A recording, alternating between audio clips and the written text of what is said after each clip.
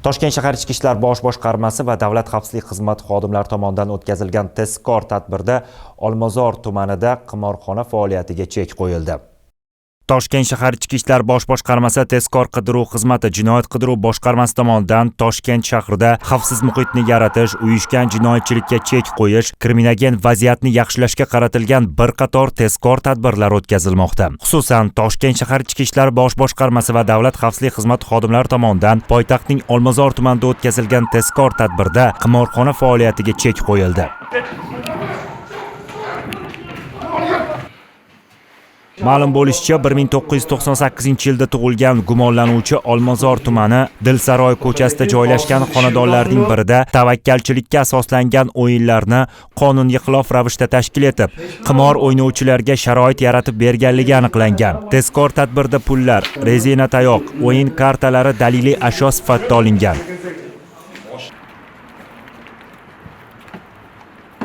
To'ra 5 oydan beri bir ikkita akalar bilan qimor o'ynayotgandik. O'sha o'yinda tashkillashtirib o'ynadim. Qilgan ishimdan pushaymonman. Taqiqlanganini bilardim. O'sha pul kerak edi ehtiyojimga. Bu qilgan ishimdan afsusdaman. Bu narsani hech kimga tavsiya qilmayman. Xonasiga bizani olib kirib, o'sha yerda o'ynaylik dedi. Shu oshnoqlarimiz bilan keyin bo'ri o'ynadi. Azizcha 1-2 so'm pul tikildi. O'shanga azizcha puldan o'ynadi. Endi men afsusdaman, unaqa qilishimdan noqonuniy ish qo'yganimizdan afsuslanaman.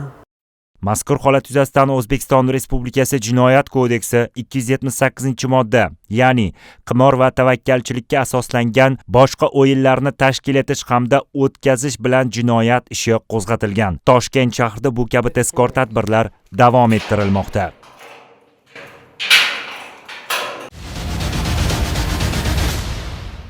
Chilonzor tumanida talonchilik jinoyati issiq izidan fosh etildi. Hozirgi lavhamiz shu haqda. Poytaxtning Chilonzor tumani Yakkabog' mahallasi erta tong soat 6:00. Shu hududdagi ovqatlanish shoxobchasida ishlovchi fuqaro Choriyeva yoniga yaqinlashgan noma'lum shaxsni navbatdagi mijoz deb o'ylaydi. Ammo kutilmaganda u ayolning bo'ynidagi qiymati 10,200,000 so'm bo'lgan tilla taqinchoqni yulib olib, noma'lum tomonga qochib ketadi. Jabrlanuvchi zudlik bilan ichki ishlar organlariga 102 raqami orqali murojaat qiladi. 5 minutga qolmay yetib keldi. Xodimlar hammasi ishga tushib ketdi. Oradan chiqqancha o'tmay xabar keldi, bola topildi deb. Ushbu holat yuzasidan tezkor qidiruv tadbirlari davomida 2006-yilda tug'ilgan Mamatqulov ushbu jinoyatni sodir etganligi aniqlandi va tezkor qidiruv tadbirlari davomida shu fuqaro Toshkent viloyati Yangiyo'l tumanida ushlandi. Ushbu holat yuzasidan hujjatlar rasmiylashtirib, Chilonzor tumani tergov bo'limiga taqdim etildi. Ma'lum bo'lishicha, ushbu jinoyatni sodir etgan shaxs Qashqadaryo viloyatida yashovchi fuqaro bo'lib, u muqaddam O'zbekiston Respublikasi Jinoyat kodeksining 169-moddasi bilan sudlangan. Biroq tayinlangan jazodan o'ziga to'g'ri xulosa chiqarmasdan yana jinoyat yo'liga kirgan. Bugun Toshkent shahrining har bir hududi, mahallasi kuzatuv kameralari ostida. Jinoyat sodir etgan shaxs kameralar nigohidan yashirina olmaydi. Poytaxtga kelib, yengil daromad topish maqsadida jinoyat sodir etgan shaxslar uzoqqa qocholmaydi. Bunga ushbu voqea yana bir bor misol bo'ldi. Talonchilik qilgan shaxs ichki ishlar organlari xodimlari tomonidan qisqa vaqt ichida qo'lga olindi va uning keyingi jinoiy faoliyati to'xtatib qolindi. Qochib bo'lmas ekan baribir. Bir kunda topishdi. Maslahat beraman, hech kimga bunaqa ish qilmasligini, halol mehnat bilan yashash kerak ekan baribir. Birovning mulkiga ko'zalik qilish yaxshilik bilan tugamaydi oxiri. Qilgan ishimdan pushaymonman. Dushmanimga ravo ko'rmayman bunaqa holatda. Xalqimizdan o'sha opadan ham hammadan kechirim so'rayman. Mazkur holat yuzasidan O'zbekiston Respublikasi Jinoyat kodeksi 166-moddasi, ya'ni talonchilik bilan jinoyat ishi qo'zg'atilgan va dastlabki tergov harakatlari olib borilmoqda. Uning yakuniga ko'ra qonuniy qaror qabul qilinishi ta'minlanadi. Xodimlarimizga hammasiga topib bergan uchun hammasiga rahmat aytaman. Yosh bolalarga iltimosim, hech qachon birovning narsasiga ola qaramasin deyman. Jinoyat sodir etgan shaxs jazodan qochib qutula olmaydi. Mazkur holat yana bir bor shuni ko'rsatadiki, jamoat joylarida xavfsizlikka e'tiborli bo'lish va har qanday shubhali vaziyatda zudlik bilan huquqni muhofaza qiluvchi organlarga murojaat qilish jinoyatni issiq izidan fosh etishga xizmat qiladi. Yashnobod tuman ichki ishlar organlari faoliyatini muvofiqlashtirish boshqarmasi xodimlari tomonidan o'tkazilgan tezkor tadbir davomida kriptoaktivlar savdosi bilan noqonuniy shug'ullangan shaxs qo'lga olindi. Yurtimizda kriptoaktivlar bilan qonunga xilof ravishda faoliyat yuritish javobgarlikka sabab bo'ladi. Shunga qaramasdan ayrim shaxslar litsenziyasiz kriptovalyutalar aylanmasi bilan shug'ullanib kelmoqda. Xususan, Toshkent shahri Yashnobod tumani Ichki ishlar organlari faoliyatini muvofiqlashtirish boshqarmasi, kiberjinoyatchilikka qarshi kurashish bo'linmasi xodimlari tomonidan o'tkazilgan tezkor qidiruv tadbirlari davomida 6 milliard 700 million so'mdan ortiq miqdordagi kriptoaktivlar aylanmasini amalga oshirgan shaxs ushlandi. Tekshiruvlar jarayonida 2004-yilda Sirdaryo viloyatida tug'ilgan, hozirda Toshkent shahrida yashovchi fuqaro Beknazarovning iPhone 17 Pro rusumli telefoni xolislari ishtirokida ko'zdan kechirildi. Unda fuqaro smartfoniga o'rnatilgan ilovalar va turli akkauntlar orqali katta miqdorda kriptoaktivlar aylanmasi bilan shug'ullangani aniqlandi.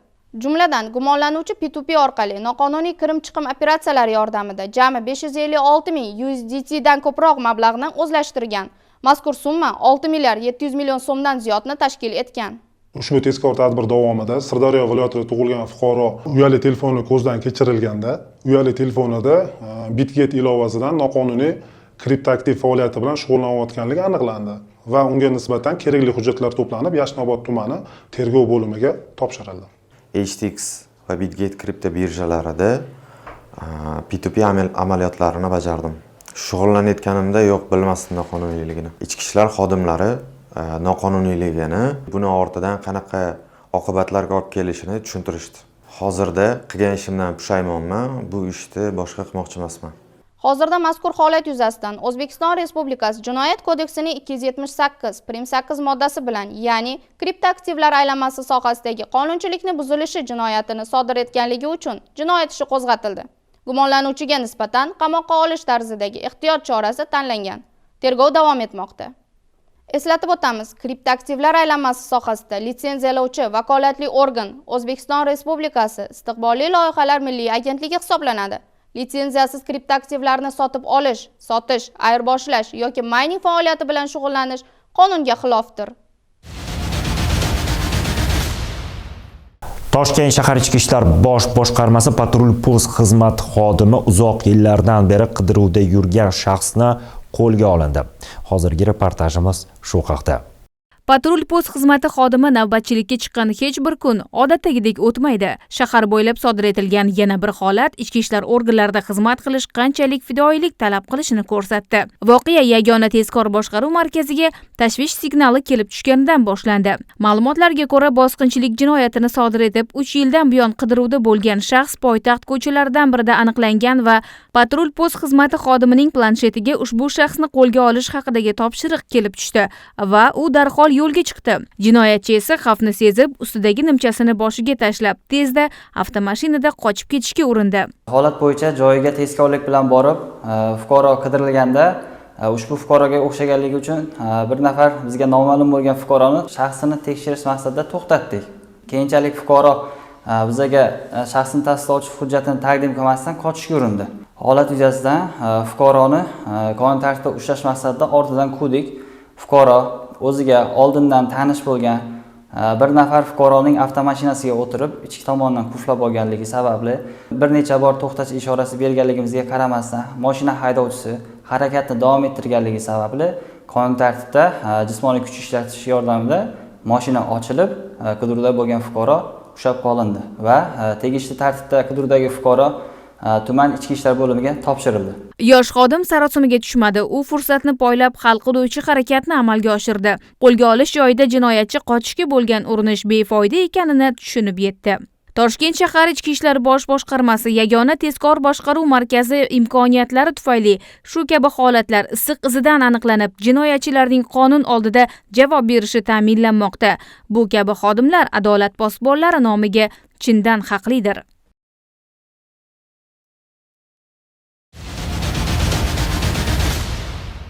Toshkent shahar Ichki ishlar bosh boshqarmasiga kelib tushgan murojaatga ko'ra, poytaxtning Yunusobod tumanida o'g'irlik jinoyati sodir etilgan. Ma'lumotlarga ko'ra, tumanning 2-mavzesida joylashgan mas'uliyat cheklangan jamiyatidan noma'lum shaxs ichida 50 ming AQSh dollar miqdorida pullar bo'lgan seyfni o'g'irlab ketgan. Ichki ishlar organlariga kelib tushgan xabar asosida Toshkent shahar Ichki ishlar bosh boshqarmasi tezkor qidiruv xizmati Jinoyat qidiruv boshqarmasi tomonidan jinoyatda gumonlanganlarni aniqlash va jinoyatga jazo muqarrarligini ta'minlash maqsadida tezkor qidiruv tadbirlari o'tkazildi. Natijada mazkur jinoyat tashkilotchisi 1988-yilda tug'ilgan Bobir ismli shaxs, 2000-yilda tug'ilgan Sherzod va mazkur mas'uliyat cheklangan jamiyatida haydovchi lavozimida ishlovchi Abdurahmon ismli shaxs ham qo'lga olingan. Ma'lumotlarga ko'ra, mazkur jinoyat sodir etilishi va pullarni o'g'irlanishida mazkur mas'uliyat cheklangan jamiyatida haydovchi bo'lib ishlovchi Abdurahmon ismli shaxs ham qo'shtirnoq ichidagi yordamini bergan.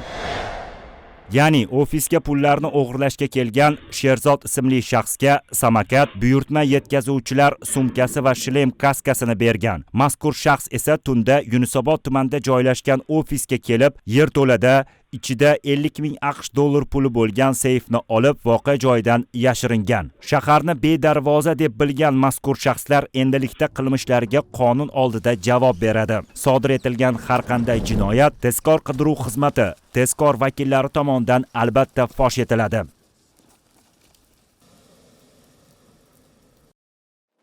Kuni o'tirdik kafeda.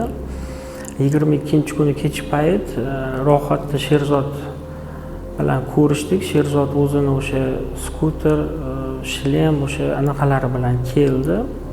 Hamma ma'lumotlarni ularga kelgan aytdim men. Keyin o'sha kuni kalitni so'rashsa kalitni berdim ularga. Kalitni bergandan keyin oradan 3 kundan keyin ular kalitni menga qaytarib berishdi. Seyfni qayerdaligini so'rashuvdi, aytdim seyfni qayerdaligini, shunaqa podvalda deb.